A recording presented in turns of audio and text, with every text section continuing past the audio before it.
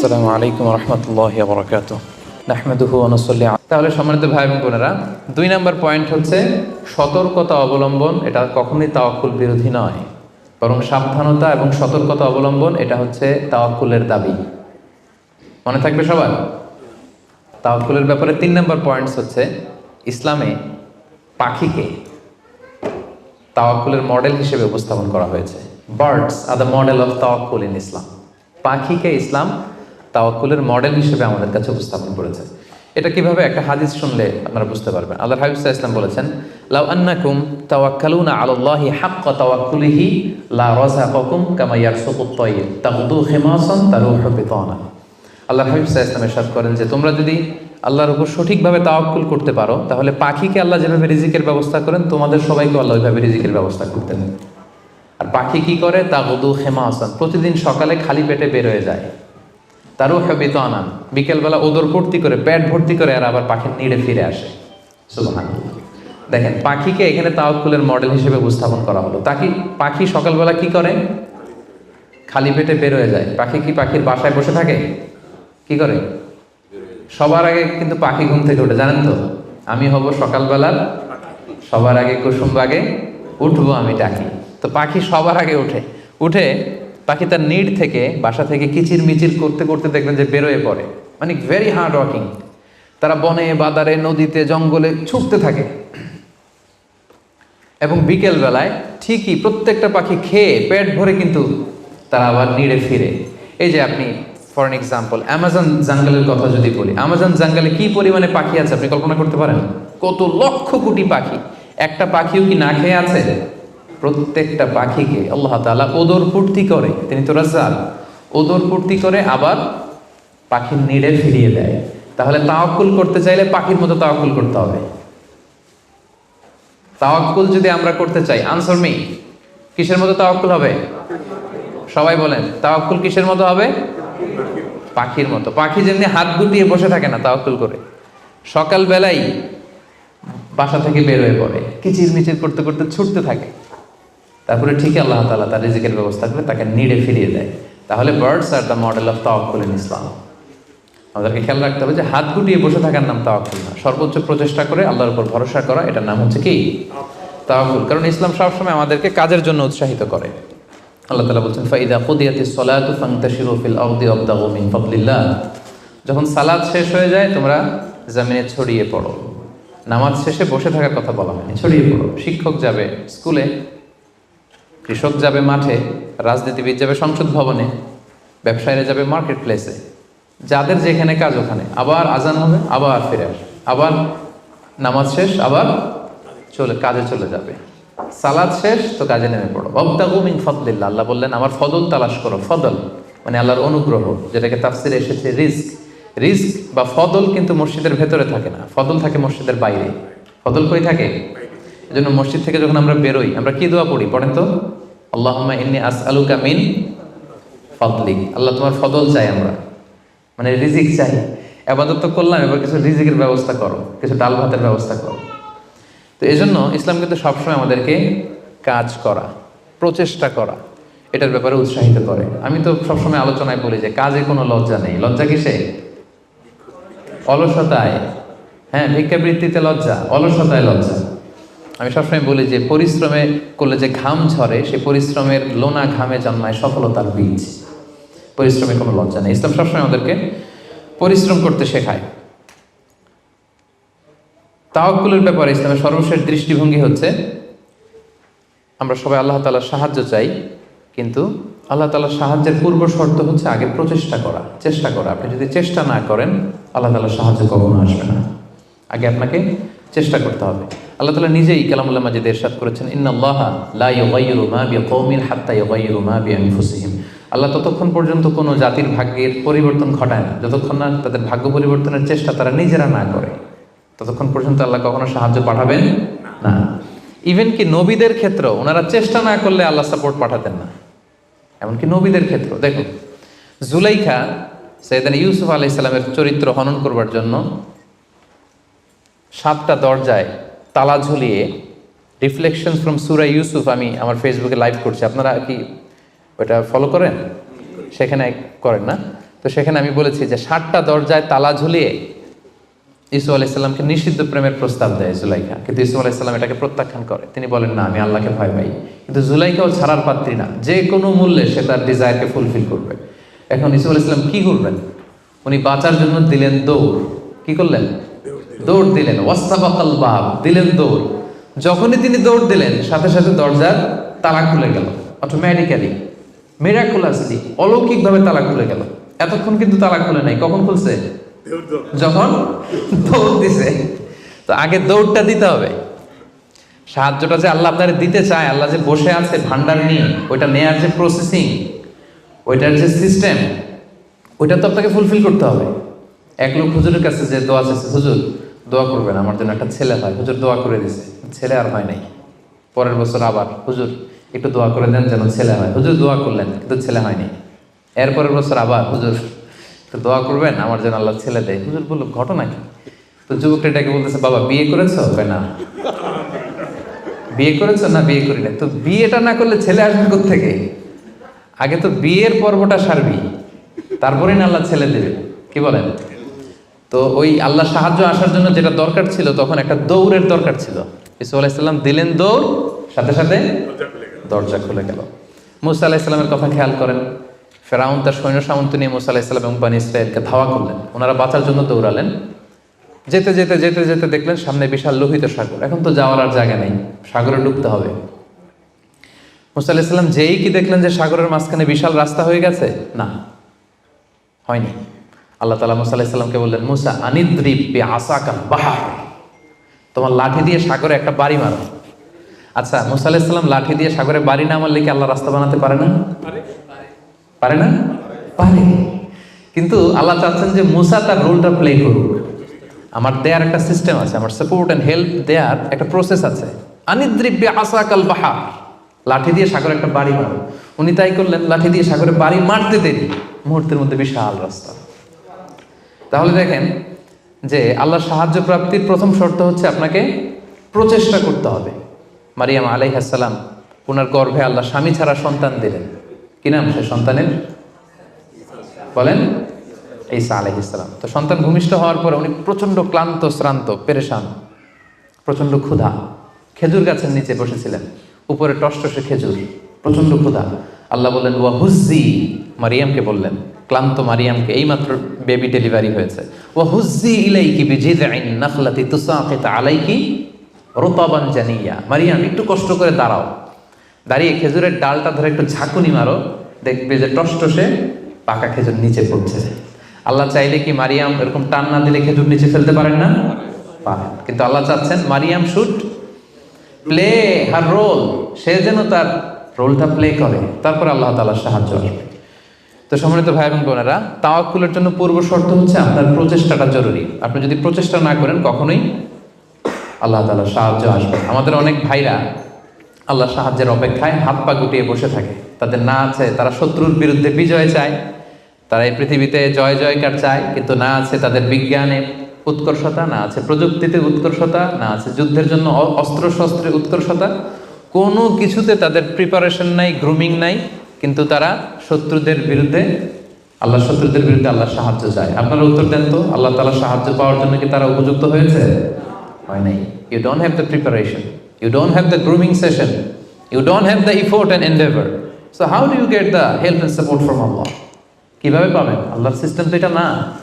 আপনাকে তো সর্বোচ্চ প্রচেষ্টাটা করতে হবে। তাহলে আমরা বুঝলাম, আমরা চেষ্টা না করলে আল্লাহর সাহায্য আসে না। আগে চেষ্টা করব, তারপরে তাওয়াক্কুল করব। আলোচনার এই পর্যন্ত আপনারা সবাই ক্লিয়ার না? একেবারে একদম ক্লিয়ার। আচ্ছা, এখন একেবারে শেষ পর্যায়ে আসছি। এখন আপনাদের কান দুইটা খরগোশের কানের মতো আর একটু খাড়া করে শুনতে হবে। সবচেয়ে ইম্পর্টেন্ট পয়েন্ট। একটা প্রশ্ন করতে চাই আপনাদের সবাইকে, সেটা হচ্ছে, বলেন তো এই পৃথিবীতে কোন ব্যক্তিটা সবচেয়ে বেশি আল্লাহ তাআলার উপর তাওয়াক্কুল করেছিল? হযরত মুহাম্মদ সাল্লাল্লাহু আলাইহি সাল্লাম। উনি বলেছেন। আর আপনাদের কোন উত্তর জানা আছে? এই পৃথিবীতে সবচেয়ে বেশি তাওয়াক্কুল আল্লাহ কে করেছে? আল্লাহর উপর ভরসা কে করেছে বলেন? আল্লাহর নবী মুহাম্মদ রাসূলুল্লাহ সাল্লাল্লাহু আলাইহি সাল্লাম। উনি ঠিকই বলেছেন, মোশাররফ ভাই সঠিক উত্তর দিয়েছেন। আল্লাহ রাসূল সাল্লাল্লাহু আলাইহি সাল্লামের চেয়ে বেশি তাওয়াক্কুল কি এই পৃথিবীতে কেউ করতে পেরেছে? আপনাদের কনফিউশন দূর হওয়ার আগ পর্যন্ত আমি সামনে যেতে পারবো না। আমাকে উত্তর দিতে হবে যে এই পৃথিবীতে আল্লাহ রাসূল সাল্লাল্লাহু আলাইহি সাল্লামের চেয়ে বেশি কি কেউ তাওয়াক্কুল করতে পেরেছে আল্লাহর উপর? এই পৃথিবীতে সবচাইতে বেশি আল্লাহর উপর ভরসা রেখেছিল কে? আল্লাহ রাসূল সাল্লাল্লাহু আলাইহি সাল্লাম। তাহলে আসেন দেখি উনার তাওয়াক্কুল করার প্রসেসটা কি, উনি কিভাবে তাওয়াক্কুল করতেন, এটা দেখলেই তো আমরা ক্লিয়ার হয়ে যাব, তাই তো? উদাহরণ হিসেবে আমরা আল্লাহ রাসূল সাল্লাল্লাহু আলাইহি ওয়াসাল্লামের হিজরতের ঘটনাটা টানতে পারি। আপনারা একটু খেয়াল করবেন।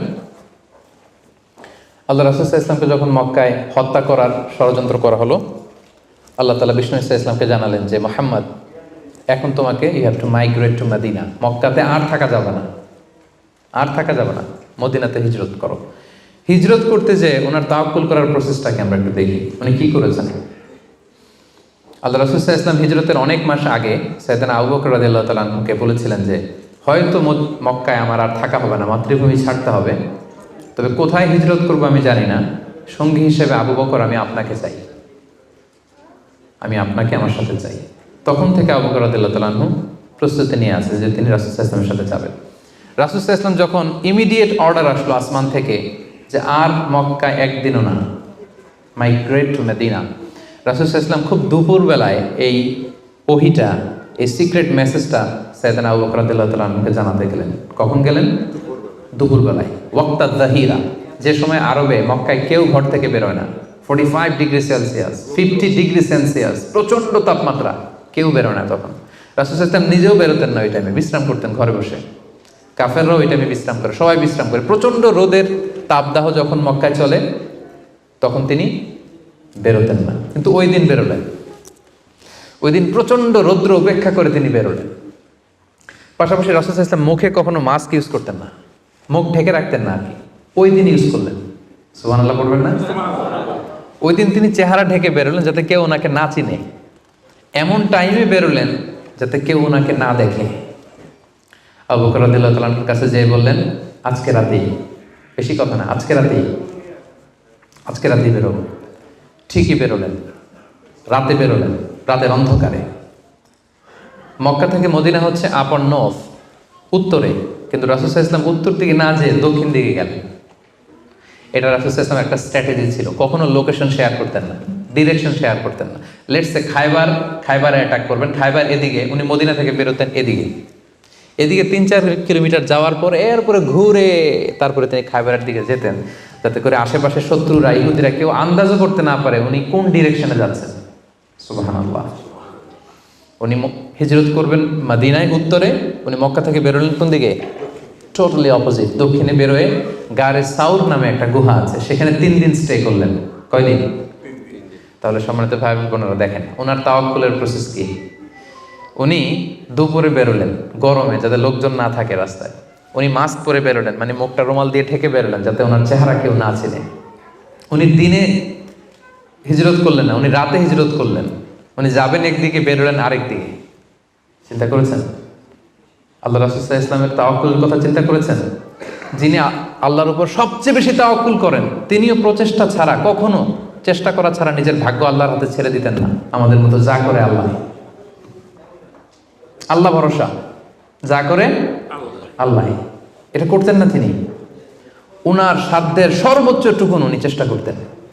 রাতের বেলায় বেরিয়েছেন। আমরা হলে টিপিক্যাল মোতাওয়াক্কিল, আমরা কি করতাম? আমরা বলতাম আমরা দিনের বেলা বেরোবো কাফেরের সামনে দিয়ে, দেখি কার শক্তি বেশি, কাফেরের শক্তি বেশি না আল্লাহর শক্তি বেশি। আমরা এরকম আবেগজনক কথা বলি না, দেখি কার শক্তি বেশি, আমি আল্লাহর রাসূল, আমার কিভাবে ঠেকায়, দিনের বেলা বেরোবো সবার সামনে, দেখি শক্তি কার বেশি, আজকে প্রমাণিত হয়ে যাবে আল্লাহ বড় না কাফেররা বড়। এরকম আবেগী বুলি ছেড়েছিলেন তিনি। ওনার সাধ্যের, ওনার ইন্টেলেক্টের, ওনার বুদ্ধি বিবেচনার, ওনার পলিটিক্যাল কোয়ালিটির সর্বোচ্চটুকুন তিনি অ্যানালাইসিস করে সর্বোচ্চটুকুন করেছেন। তারপরে তিনি আল্লাহর উপর তাওয়াক্কুল করেছেন। এবার আরেকটা প্রশ্ন করবো, বলেন তো এই হিজরতের সময় রাসূল সাল্লাল্লাহু আলাইহি ওয়াসাল্লামের সাথী কে ছিল? সবাই বলেন আবু বকর রাদিয়াল্লাহু তাআলা আনহু। হ্যাঁ, আপনাদের উত্তর সঠিক হয়েছে। এবার দেখি উনি কিভাবে তাওয়াক্কুল করলেন এই ইনফরমেশন পেয়ে। উনি যখন শুনলেন রাসূল সাল্লাল্লাহু আলাইহি ওয়াসাল্লাম আজকে রাতেই বেরোবে, সাথে সাথে ওনার অ্যাক্টিভিটি শুরু করে দিলেন। কি অ্যাক্টিভিটি শুরু করলেন? ওনার ছোট্ট ছেলের নাম আব্দুল্লাহ, অনেকেই জানে না এটা, আব্দুল্লাহ ইবনে আবু বকর। আব্দুল্লাহকে ডেকে বললেন, আব্দুল্লাহ, আমরা আজ রাতে রাসূল সাল্লাল্লাহু আলাইহি ওয়াসাল্লামকে নিয়ে হিজরতের জন্য গারে সাউরে 3 দিন থাকবো। কয়দিন? 3 দিন। তুমি ছোট্ট মানুষ, তুমি প্রতিদিন এই 3 দিন সকালে মদিনার মার্কেট প্লেসগুলোতে ঘুরে ঘুরে দেখবা যে কাফেরদের রিঅ্যাকশনটা কি। আমরা যে বের হয়ে গেছি মক্কা থেকে, what they say about us, কি বলে। আর প্রতিদিন একটা নির্দিষ্ট টাইমে আমাদের জন্য খাবার প্যাকেট করে নিয়ে গারে সাউরে দিয়ে আসবো। ফার্স্ট ফ্যাক্টর অথেন্টিকেশন দেখেন, 1 নম্বর। 2 নম্বর, আবু বকর ভাবলেন মক্কা থেকে বেরিয়ে গারে সাউর যখন সে যাবে তাকে কেউ দেখলে সন্দেহ করবে না, কারণ ছোট মানুষ। কিন্তু তার যে ফুট স্টেপ থাকবে, বালুর উপর দিয়ে হাঁটলে ওখানে কি পড়ে? ফুট স্টেপ পড়ে না, পায়ের চিহ্ন পড়ে না। উনি ভাবলেন যে তার যে ফুট স্টেপ, ছোট বাচ্চার ফুট স্টেপ, আমাদের খুঁজতে খুঁজতে কেউ যদি আব্দুল্লাহর পায়ের ছাপ ফুট স্টেপ ফলো করে, সিম্পলি ওইটা ধরে আমাদের গারে সাউরে চলে আসবে, তাই না? উনি যেটা করলেন, ওনার একজন মেষ পালক ছিল, তার নাম হচ্ছে আমির ইবনে ফুহায়রা। আমির ইবনে ফুহায়রাকে উনি বললেন, তোমার কাজ হচ্ছে প্রতিদিন ছোট্ট আব্দুল্লাহ যখন আমাদেরকে গারে সাউরে খাবার দিয়ে ফিরে আসবে, ও যেই পথে গিয়েছে ওই পথে আমাদের ছাগলগুলো আধা ঘন্টা 1 ঘন্টা তুমি চড়াবা ওই জায়গায়। ওইখানে যখন ছাগল চড়াবা তখন আর আব্দুল্লাহর ছোট পায়ের ফুটস্টেপ থাকবে না, তখন ছাগলের পায়ের ছাপ থাকবে। সুবহানাল্লাহ বলবেন না? কি চমৎকার ভাবে উনি সতর্কতা অবলম্বন করেছেন, যাতে আব্দুল্লাহর পায়ের ছাপ বোঝা না যায়।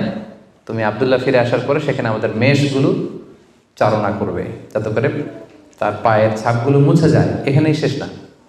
এরপর তিনি আব্দুল্লাহ ইবনে উরাইকিত নামে একজন স্পেশাল লোককে ভাড়া করলেন। উনি বললেন যে আমরা মদিনা যাব, সবাই যেই পথে যায় ওই পথে যাব না, কাফেলা যেই পথে মক্কা থেকে মদিনায় যায় ওইটাই যাব না, ভিন্ন আনফ্যামিলিয়ার আনইউজুয়াল কোনো পথ যদি থাকে সেই পথে আমরা যাব, সেই পথ তুমি জানো। তাকে ভাড়া করে রাখলেন। ঠিক তাই হলো। প্রতিদিন ছোট্ট আব্দুল্লাহ খাবার নিয়ে যায়, ও ফিরে আসলে আমির ইবনে ফুহায়রা ছাগল চড়ায় পায়ের ছাপ মুছে দেয়। আর 3 দিন শেষে আল্লাহ রাসূল সাল্লাল্লাহু আলাইহি ওয়াসাল্লাম সেই আব্দুল্লাহ ইবনে উরাইকিতকে নিয়ে ভিন্ন একটা পথে, সাহেলি পথে, সাগরের পাশ ঘেঁষে চলতে শুরু করলেন। কিছু দূর যাওয়ার পরে সে বলল যে এই পথে আমি অনেক দূর এসেছি, আর যাব না, এখান থেকে সোজা যদি আপনি হাঁটেন একেবারে মদিনা চলে যাবেন। সুবহানাল্লাহ ওয়া বিহামদিহি। দেখেন, এই ছিল ওনাদের আল্লাহ রাসূল সাল্লাল্লাহু আলাইহি ওয়াসাল্লাম, এবং পৃথিবীর সবচেয়ে শ্রেষ্ঠ মানুষ। নবীদের মধ্যে শ্রেষ্ঠ হচ্ছেন আল্লাহ রাসূল সাল্লাল্লাহু আলাইহি ওয়াসাল্লাম, আর সাহাবাদের মধ্যে সবচেয়ে শ্রেষ্ঠ কে ছিলেন? আবু বকর রাদিয়াল্লাহু তাআলা। মক্কায় তখন ঘোষণা দেয়া হলো যে আবু বকর এবং মুহাম্মদ পালিয়েছে, যে মুহাম্মদের মাথা কেটে দিতে পারবে তাকে 100 উট দেয়া হবে। তখন সুরাকা ইবনে মালিক নামে একজন লোক, সে সামহাও জানতে পেরেছে যে আবু বকর এবং আল্লাহ রাসূল সাল্লাল্লাহু আলাইহি ওয়াসাল্লাম এই পথে চলেছে। সে আল্লাহ রাসূল সাল্লাল্লাহু আলাইহি ওয়াসাল্লামের মাথা কাটার জন্য রওনা হয়েছে। পরবর্তীতে সে মুসলমান হয়েছে। কিন্তু সে যখন গেল, সে দেখলো যে আল্লাহ রাসূল সাল্লাল্লাহু আলাইহি ওয়াসাল্লাম ওটের উপরে চড়ে এত কোয়াইট এন্ড কাম, এত ঠান্ডা মাথায়, খুব প্রশান্তির সাথে তিনি কোরআন তেলাওয়াত করছেন। কি করছেন? শুধু ওট যাচ্ছে আর উনি কি করছেন? কোরআন তেলাওয়াত করছেন। কারণ now he is in the state of তাওয়াক্কুল। Now he is in the state of তাওয়াক্কুল। কারণ এখন তিনি তাওয়াক্কুলের স্টেটে আছেন। ওনার হাতে, ওনার মেধায়, ওনার ইন্টেলেক্টে, ওনার বুদ্ধিতে যা করার ছিল একটাও ছাড়েননি। সর্বোচ্চটা চেষ্টা করে উনি শেষ করে ফেলেছেন। Now he is in the state of তাওয়াক্কুল। এখন তিনি তাওয়াক্কুলের স্টেটে আছেন। কি করছেন? Now he is reciting the holy Quran, very quiet and calm. সুরাকা দেখলো যে মুহাম্মদের কোনো টেনশন নাই, পুরা মক্কায় হইচই, সে তো অস্থির হয়ে পালাবে না। আমি দেখলাম দূর থেকে Muhammad is reciting the holy Quran, তিনি কোরআন তেলাওয়াত করছেন। কারণ তিনি এখন তাওয়াক্কুলের অবস্থায় আছে। ওনার সাধ্যের, ওনার প্রচেষ্টার সর্বোচ্চটুকু উনি করে ওনার ভরসাটা উনি রেখেছেন কার উপর? আল্লাহর উপর। এই জন্য সম্মানিত তিনি ভাই এবং বোনেরা, this is the true essence of তাওয়াক্কুল, যে আমরা এই পৃথিবীতে আমাদের সাধ্যের সর্বোচ্চটুকুন করব, যা করা লাগে আপনার সফলতার জন্য হালাল পন্থায় যা করা লাগে আপনি সর্বোচ্চটুকুন করবেন। আপনার প্রচেষ্টা চালিয়ে যাবেন, আপনি কৌশল অবলম্বন করবেন, আপনি প্রিকশন করবেন, আপনার যা যা করা লাগে এই দুনিয়ার পার্থিব জগতের সব কিছু আপনি করবেন। কিন্তু এগুলোর একটার উপর আপনি ভরসা রাখবেন না। ভরসা রাখবেন কার উপর? কোভিড-19 আপনি চিকিৎসা নেবেন, আপনি ভ্যাকসিন নেবেন, কিন্তু ভরসা ভ্যাকসিনের উপর নয়, ভরসা কার উপর? তাহলে ইসলাম আমাদেরকে শেখায় আমরা সর্বোচ্চ প্রচেষ্টা করব, আমরা সতর্ক থাকবো, আমরা প্রিকশন নেব, আমরা এই পৃথিবীতে সফল হওয়ার যত মেকানিজম আছে সবটাকে সর্বোচ্চ রপ্ত করব। কিন্তু এগুলোর কোনোটার উপরে কিন্তু আমরা ভরসা করব না। আমরা ভরসা রাখবো কার উপর?